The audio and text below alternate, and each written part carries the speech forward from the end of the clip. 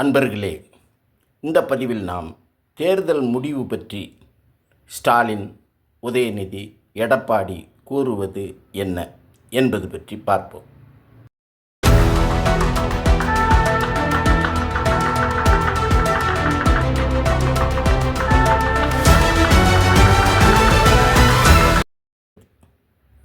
இன்று 2026 மே 5ஆம் தேதி நடந்து முடிந்த தமிழ்நாடு சட்டமன்றத்திற்கான தேர்தல் வாக்குப்பதிவுகள் நேற்று எண்ணப்பட்ட நிலையில் மொத்தமுள்ள 234 தொகுதிகளில் ஆட்சி அமைப்பதற்கு தேவையான 118 இடங்களை எந்த கட்சியும் எட்டித் தொடவில்லை என்பது குறிப்பிடத்தக்கது.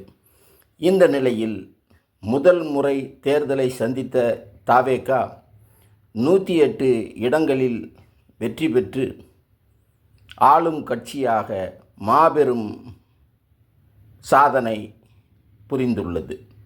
இதுவரை ஆளும் கட்சியாக இருந்த திமுக இந்த தேர்தலில் ஆட்சியை இழந்து எதிர்க்கட்சி அந்தஸ்தை பெற்றுள்ளது. கடந்த முறை 159 தொகுதிகளில் வெற்றி பெற்ற திமுக இந்த தேர்தலில் 73 இடங்களில் வெற்றி பெற்று 82 இடங்களை இழந்துள்ளது. கடந்த முறை 75 இடங்களில் வெற்றி பெற்று எதிர்க்கட்சியாக இருந்த அதிமுக இந்த தேர்தலில் 53 இடங்களில் வெற்றி பெற்று 28 தொகுதிகளை இழந்ததோடு எதிர்க்கட்சி அந்தஸ்தையும் இழந்து 3வது இடத்திற்கு தள்ளப்பட்டுள்ளது. தேர்தல் முடிவில் அதிமுக இந்த நிலையை அடையும் என நாம் ஏற்கனவே குறிப்பிட்டிருந்தோம். இன்று அதிமுகவின் நிலை அதுவாகத்தான் இருக்கிறது. இந்த தேர்தல் முடிவுகள் குறித்து கடந்த 5 ஆண்டு காலம் முதலமைச்சர், துணை முதலமைச்சர், எதிர்க்கட்சி தலைவர் அந்தஸ்தில் இருந்த ஸ்டாலின், உதயநிதி ஸ்டாலின், எடப்பாடி பழனிசாமி ஆகிய மூவரும் என்ன கூறுகிறார்கள் என்பதை இந்த பதிவில் பார்ப்போம்.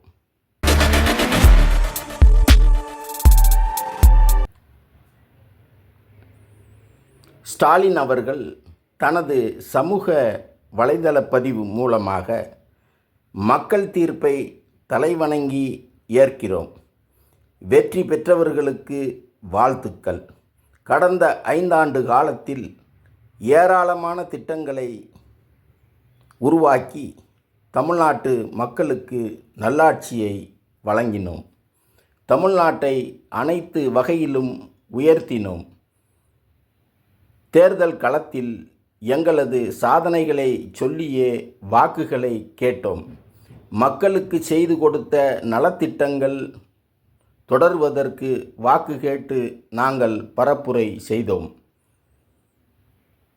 வாக்களித்தவர்களுக்கு மட்டும் அல்லாமல் வாக்களிக்க மறந்தவர்களுக்கும் சேர்த்தே ஆட்சி நடத்தினேன்.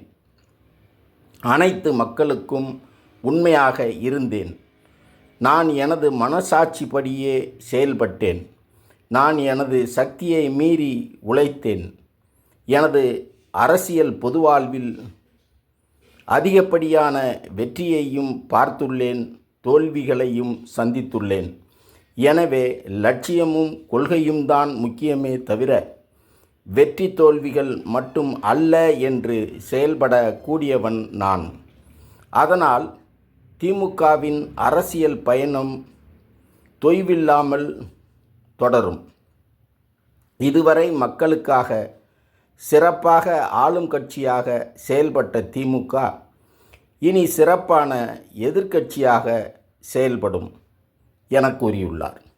அடுத்து உதயநிதி ஸ்டாலின் அவர்கள் செய்தியாளர்களிடம் தமிழ்நாட்டு மக்கள் ஒரு முடிவு எடுத்துள்ளார்கள், மிகுந்த எதிர்பார்ப்புடன் மக்கள் வாக்களித்துள்ளார்கள், அந்த தீர்ப்பை நாங்கள் தலைவணங்கி ஏற்றுக்கொள்கிறோம், வெற்றி தோல்வியை பார்த்திருக்கிறோம், எந்த கஷ்டம் வந்தாலும் மக்களுடன் நிற்போம், வெற்றி பெற்ற அனைத்து சட்டமன்ற உறுப்பினர்களுக்கும் புதிதாக பொறுப்பேற்கக்கூடிய அரசுக்கும் என்னுடைய வாழ்த்துக்களை தெரிவித்துக் கொள்கிறேன் என கூறினார். எடப்பாடி பழனிசாமி தனது அறிக்கையின் வாயிலாக மக்கள்தான் இங்கு நீதிபதிகள், மக்களுக்காகத்தான் ஆட்சி, எனவே மக்கள் வழங்கிய முடிவை மனப்பூர்வமாக ஏற்றுக்கொள்கிறேன். இந்த பின்னடைவில் இருந்து விரைவில் மீண்டு வருவோம். எம்ஜிஆர், ஜெயலலிதா ஆகியோரின் நல்லாசியுடன் பீனிக்ஸ் பறவை போல் அதிமுக மீண்டும் வெற்றி பாதைக்கு திரும்பும். அதிமுக மக்கள் பணியில் என்றென்றும் ஈடுபடும் என கூறியுள்ளார் எனும் இச்செய்திகளோடு மீண்டும் ஒரு பதிவில் சந்திப்போம். நன்றி.